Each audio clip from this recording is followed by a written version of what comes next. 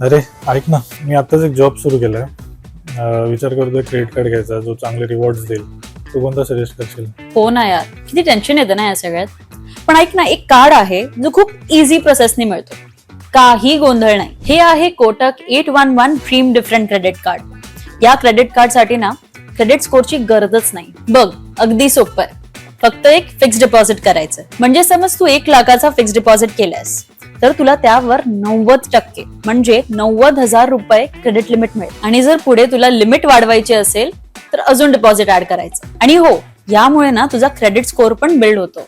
मग पुढे जाऊन जर घरचा लोन असेल, गाडीचं असेल, चांगले ऑफर्स मिळू शकतात. कोणीही घेऊ शकतं.